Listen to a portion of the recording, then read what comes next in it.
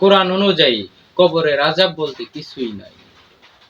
আমাদের মুসলমানের যে কোরআন রয়েছে, কোরআন অনুযায়ী মুসলমানের কবরের আযাবের কোনো অস্তিত্ব কোরআনের মধ্যে দেওয়া নাই। আল্লাহর শপথ করে বলি, ওয়াল্লাহি বিল্লাহি তাল্লাহি, মুসলমানদের জন্য কবরে তিনটা নয়, কবরে তিনটা নয়, মুসলমানের জন্য কবরে প্রশ্ন হবে শুধুমাত্র একটা। চিৎকার মেরে বলেন সুবহান। কবরে চারটা প্রশ্ন হবে, তিনটা হবে মূল আর একটা হবে সম্পূরক। আমাদের বাংলাদেশের লোকেরা জানে কবরের প্রশ্ন তিনটা, মান রাব্বুকা ওয়া মা দীনুকা ওয়া মান নাবিয়ুক। অথচ মুমিনের জন্য কবরে প্রশ্ন হবে মৌখিক চারটা, মোট প্রশ্ন হলো পাঁচটা। বিসমিল্লাহির রহমানির রহিম। আদম আলাইহিস সালাম হতে হযরত মুহাম্মদ সাল্লাল্লাহু আলাইহি ওয়াসাল্লাম এবং যত পীর ওলি গাউস কুতুব সকলের পায়ে ভক্তি এবং সালাম রেখে আজকে বর্তমানে কবরের আযাবের বিষয় নিয়ে সমাজে অসংখ্য মতভেদ রয়েছে। কেউ বলতেছে কবরের আযাব নাই, কেউ বলতেছে কবরের মধ্যে একটি প্রশ্ন করা হবে, কেউ বলতেছে কবরে তিনটি প্রশ্ন করা হবে, কেউ বলতেছে কবরে চারটি, কেউ বলতেছে পাঁচটি প্রশ্ন করা হবে। আপনারা ভিডিওগুলো দেখলেন, আসলে প্রকৃত পক্ষে কবরে কতগুলি প্রশ্ন করা হবে এগুলা কিন্তু আমরা সঠিকভাবে বুঝতে পারতেছি না। যদি আমরা না বুঝে থাকি তাহলে আমাদের কি করতে হবে, আমাদের করণীয় কি?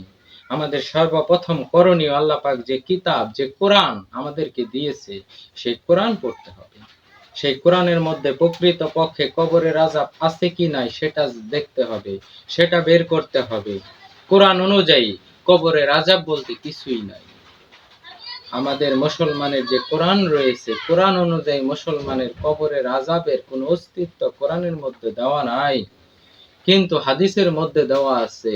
বর্তমানে সমাজে অনেক গ্রুপ বের হয়ে গিয়েছে, 1 থেকে 5 পর্যন্ত কবরের প্রশ্ন করা হবে, একক গ্রুপ এককভাবে বর্ণনা করতেছেন।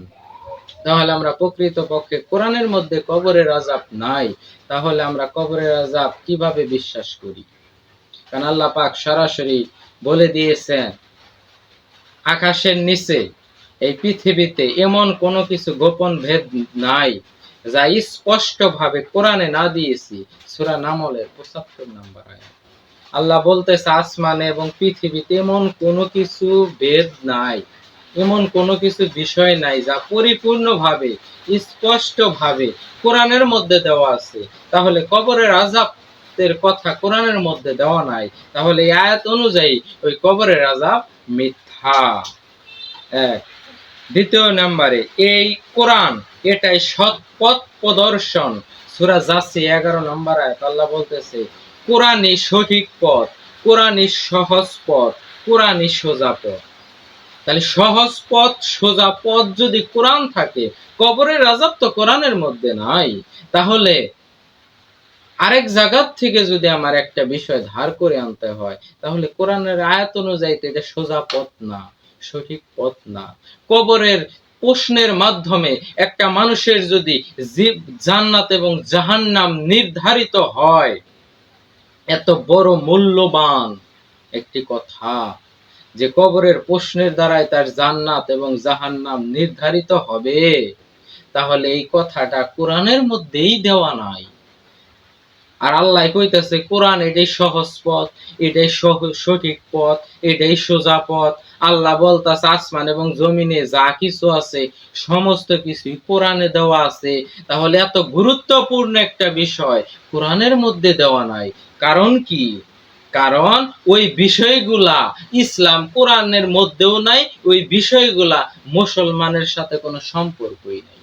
কবরের আযাব এইটার সাথে মুসলমানের কোনো সম্পর্ক নাই, রেজিতি মুসলমানের তৈরি করা হাদিস। কবরের আযাব রয়েছে রেজিতের তৈরি, কবরের কোনো আযাব নাই। কোরআনের আয়াত যদি আমি মানতে যাই, কবরের আয়াত আযাবের বিষয় যে কথাগুলি রয়েছে এগুলা বাতিল করে দিতে হবে। তোমাদের উপর যে কিতাব নাজিল করা হয়েছে তা তোমরা অনুসরণ করো, অন্য কোনো কিতাব অনুসরণ করিও না। সূরা আরাফ 3 নং আয়াত। আল্লাহ পাক বলতেছে, তোমাদের উপর যে কিতাব নাজিল করা হয়েছে এই কিতাব অনুসরণ করো, অন্য কোনো কিতাব অনুসরণ করিও না। তাহলে আমরা এই কিতাবের মধ্যে কবরের আযাব নাই, মানুষের তৈরি কিতাবের মধ্যে কবরের আযাব আছে, তাহলে আল্লাহ বলতেছে ওই কিতাব অনুসরণ করা যাবে না। সেহেতু আমরা কবরের আযাবের যে কিতাব রয়েছে ওইগুলো আমরা মানি না, কারণ আল্লাহ পাক নিষেধ করে দিতেছে। সূরা বাকারার ৭৯ নম্বর আয়াত, তাদের জন্য আফসোস যারা নিজ হাতে কিতাব লেখে এবং বলে এগুলো আল্লাহর পক্ষ থেকে এসেছে। তাহলে বর্তমানে যে হাদিসগুলা দ্বারা কবরের আযাবের প্রসঙ্গে বলা হইতেছে ওইগুলা মানুষের লিখিত, আর বলা হইতেছে ওগুলা আল্লাহর পক্ষ থেকে এসেছে। তাহলে আল্লাহ পাক আগেই জানে মানুষ কিতাব লিখবে আমার কোরআনের বাহিরে এবং বলবে এগুলো আল্লাহর পাক পক্ষ থেকে এসেছে, সেহেতু ওগুলো মিথ্যা, ভাওতাবাজি। সূরা মায়েদা ৪৪ এবং ৪৫ ও ৪৭ নম্বর আয়াত আল্লাহ পাক বলতেছে যারা কোরআন দিয়ে নিজের জীবনে, পরিবারে, অর্থনীতি, সামাজিক প্রত্যেকটা ক্ষেত্রে কোরআন দিয়ে যারা বিচার পরিচালনা করে না তারা কাফের, তারা ফাসিক, তারা জালেম। কোরআন দিয়া যারা নিজের জীবনের বিচার পরিচালনা করবে না তারাই কাফের, তারাই ফাসিক, তারাই জালেম। কোরআনে কবরের আযাব নাই, তাহলে এই কবরের আযাব যদি আমরা হাদিস দিয়া বিচার করি তারাই কাফের, তারাই ফাসিক, তারাই জালেম। আমি বলি না, কোরআন বলতেছে। আমি আয়াত নাম্বার উল্লেখ করে দিতেছি, আপনাদের মাঝে অলরেডি অনেকগুলো আয়াত বললাম, আপনারা বের করে দেখেন। আল্লাহ পাক যদি কবরের আযাবকে বিশ্বাস করেন এই আয়াতগুলোকে অস্বীকার করা হবে, আর কোরআনের একটি আয়াত যে অস্বীকার করবে সে কাফের। তাহলে আমরা এতদিন যাবৎ শুনে আসতেছি কবরের ৩টা প্রশ্ন হবে, এখন শুনতেছি একটা প্রশ্ন, আরেক গ্রুপ বলতেছে ৪টা প্রশ্ন, আরেক গ্রুপ বলতেছে 5টা প্রশ্ন। আসলে কবরের প্রশ্ন কয়টা? প্রশ্নই তো নাই, কবরের তো কোনো আযাবই নাই, কবরের কোনো আযাব নাই।